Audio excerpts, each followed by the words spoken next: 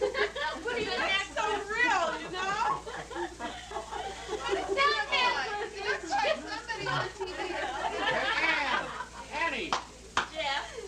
Your hair's all yeah, that's who it was. I went in and gave it a little foam job. Dennis Weaver or whatever. You know, he's so crazy in there. Oh, you got a booger nose.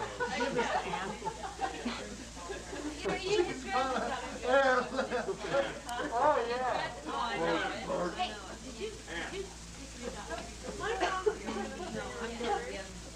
You don't need it on. Oh, dear.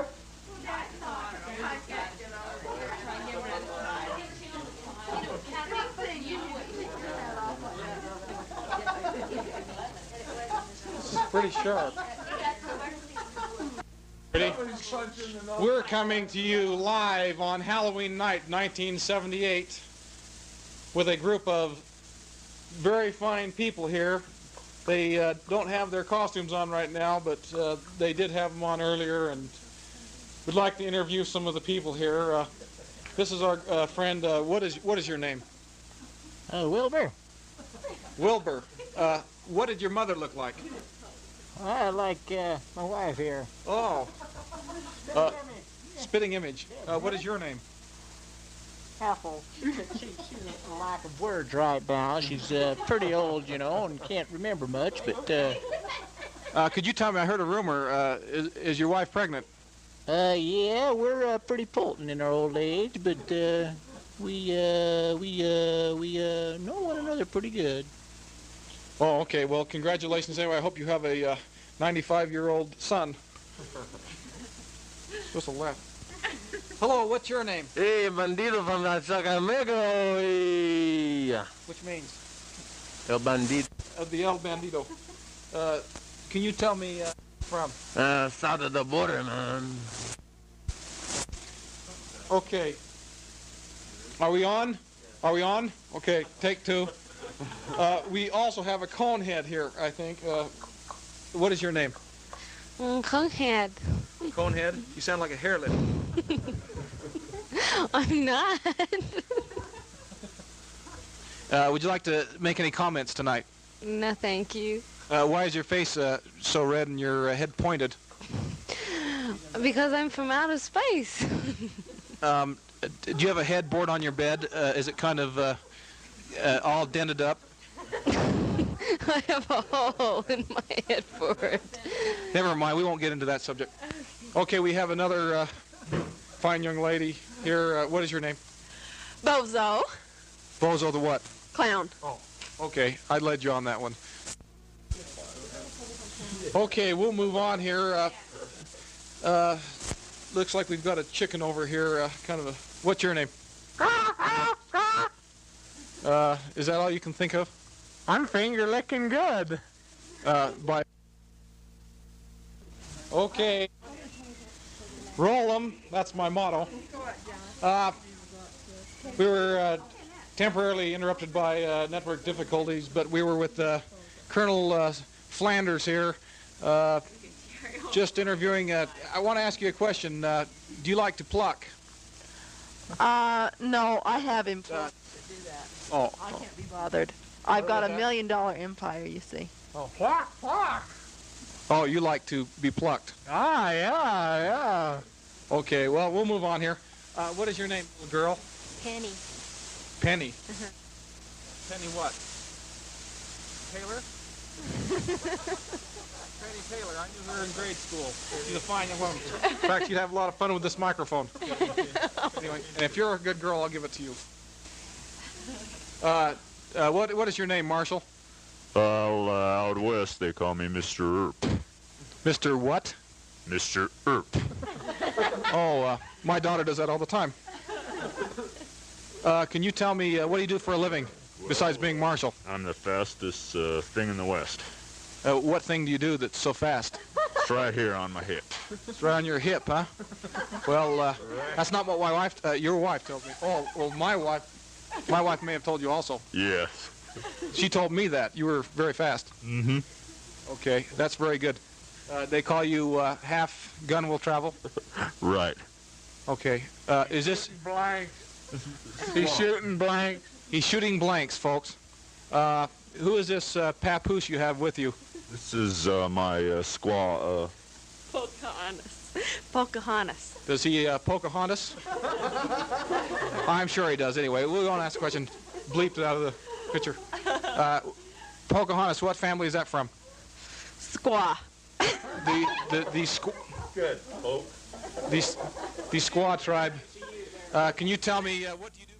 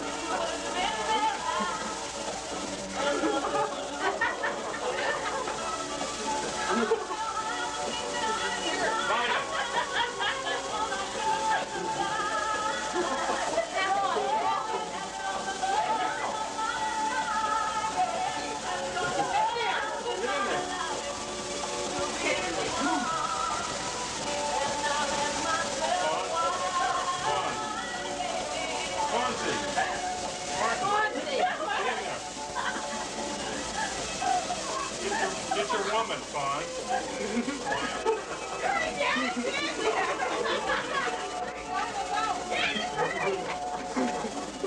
Through the overhanging trees, make way for the Cripple Creek ferry. The water's going down, it's a mighty tight squeeze.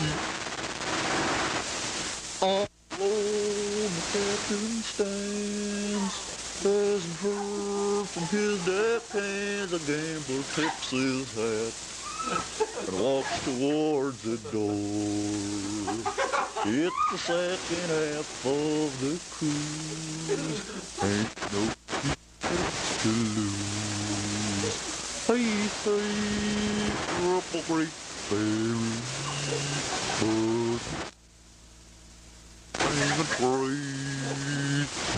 It's the Cripple Creek ferry, water.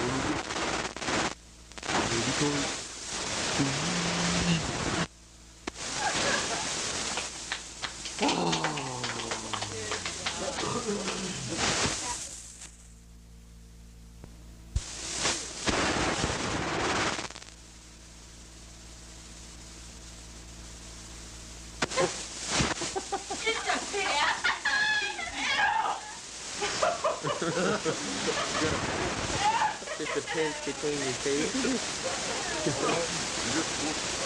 Just put a pin. How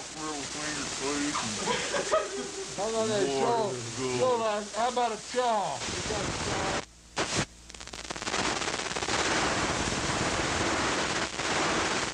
Don't say small.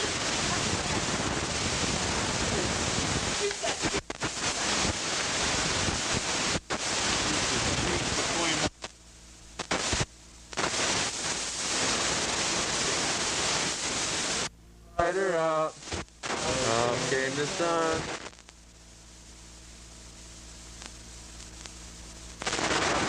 Out again.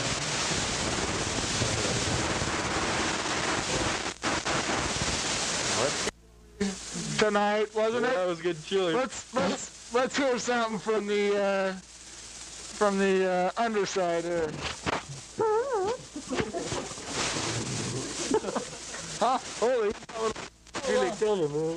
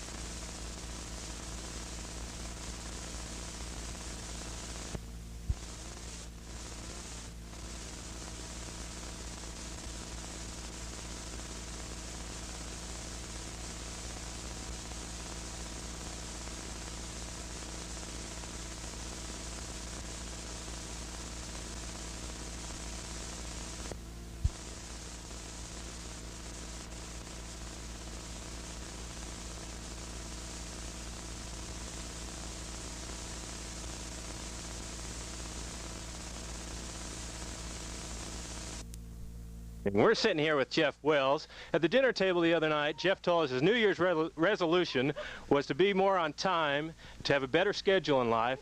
Could you elaborate on that, Jeff? Well, I'll let Gary tell us a little about it. What do you think about that, Gary? That's very good. Sitting to my right is Robin Beynon. To my left is Joyce Taylor. They're both obviously pregnant. I met Robin about 8.5 months ago. Now, I'll ask Robin, what's the chances of maybe having the New Year's baby this year? Not very good, thank you. Not very good at all. Not very good. Okay, Joyce, how about yourself? Do you feel that you have any chance of maybe having that first baby of the year? Not in an hour and a half, I don't think so. Well, that's great. Okay. Well, here we sit with Brent Bowen. Is it true, Brent, that carrots make better sex? Well, I hope they do. Well, we've heard that your wife hasn't been Functioning properly. exactly. Do you have any comment? I don't know yet. Well, it seems like we're through here. Hello. We're talking to Kathy Wells, an employee of Bell Telephone. Now, I understand a lot of the employees down there are into leather, phone cords, and items like that. Is that true? No. That's not true, huh? Well, got it. Back again with Kathy Wells. We just want to ask you, Kathy, what is your New Year's resolution, and do you think you'll succeed in it? No. My New Year's resolution this year is to try and make $1 million. Now, I know that it's not going to be that easy, but I know that I can do it. I've planned a few things so far this year, and the first step is I'm going to try and be a supervisor at the phone company, and then right after that, shortly, I think I could be the president. So I'm sure that I'll try and succeed this year, and if not this year, next. Thank you, Kathy. Did you get that off there, Ann? Oh, excuse me, we're on camera now. Well, anyway, I'm sitting here with Ann Bowen. We just got done interviewing Brent Bowen, you know, the one with the carrot, you know, the funny one. But there was one question I wanted to ask you, Ann, was, do you think that eating carrots the way Brent does slows him up in his activities? Like, he's always late to activities. Do you think that is the reason? Probably. Probably. Why? Do you think it has anything else to do with his eating of carrots? No, that's everything. That's everything, huh? Well, I guess we've got the full scope of the story here on the Brent Bowen case here. Oh, you should have seen. Now, why would you just... I guess you've already seen Cindy here. Is it true, Cindy, that you're going to the nursing field? Oh, yes. Have you had some nursing experience at the hospitals? Oh, a little. I've heard about one of those. Wasn't one Sitting here with Terry Taylor, the new father-to-be of Joyce Taylor, the obese one we had up here a few minutes ago. Terry, we realize you've been going to school here lately to learn how to be a father and how to take care of your wife during pregnancy. Terry, if there's one thing you've learned during this school, what would that be? Let her change the diapers. What else have you learned, Terry? That wasn't very good. They gave us one night of how not to get pregnant. It was rather enjoyable, but none of the options seemed relevant to me. One other quick question, Terry. I've been trying to get my wife pregnant now for 3 months, and I haven't succeeded. You were very successful. What was your trick, Terry? You have to do it more than twice a week. Okay, thank you. Hi, we're sitting here with Gary Beynon, the husband of the other wife-to-be here this evening, and we want to ask Gary a very similar question on what he actually learned to be significant in his school, which he attended with his wife. Gary? That's the breathing I learned at the nightly course with my wife. That's very good, Gary. Did you learn anything else of great significance? Well, not really, just the emergency measures that I would need to protect my wife in emergency measures. Now, Gary, very quickly, if your wife started having labor right now, what would you do? Well, I would grab her and throw her on the ground and lay her down and then spread her legs. And then everything would take its natural course from there on out. Well, thank you. Well, thank you, Gary. We hope that something like that doesn't happen, but over and out. Hi. My name is Tommy. I'm a little guy. I'm eating fudge. And it's so good that I don't know what to do with myself. Cut. I'm sorry. We're talking here with Cindy Nooner from Salt Lake City. She's a famous streetwalker of 2nd South area. She's been quoted as saying she's one of the fastest women in Salt Lake. Is that true, Cindy? Oh, yes. Definitely is, huh? Who do you like generally, and what type of man do you generally like? Oh, Alan Howe. An Alan Howe type. And where did you meet Alan Howe? Down here. Down here in your basement? Is that right? Yes, right here. Very good. While you were down here, what were Alan Howe's last words as the police and the vice squad came in the room? Well, I can't quite remember. There was so much confusion. I can't remember. Thank you very much.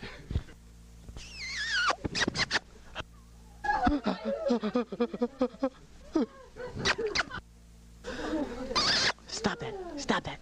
Stop that.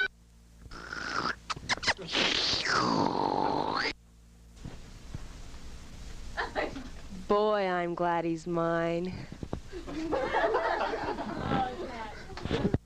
Hi. This is my wife, Ann. She's great. She's got 10 kids. She's had a dog. And she's done it all with a little help from my friend. Can I talk to you a minute about diarrhea? Constipation. As you can see, we haven't had any for 6 weeks now. Joyce has been constipated now. Can't do a thing about it. We'll try anything. Anything. Oh, try this. Let's try this. What is it? It is the new thing on the market. Fudge X-Lax. Looks like it. Smells like it. Tastes like it. Glad I didn't step in it. Well, I hope that helps her condition. Why, there's going to be a quandary down at the sanitary department tomorrow. And you thought I was pregnant. Turn it off, Floyd. Turn it off, Floyd. I've got to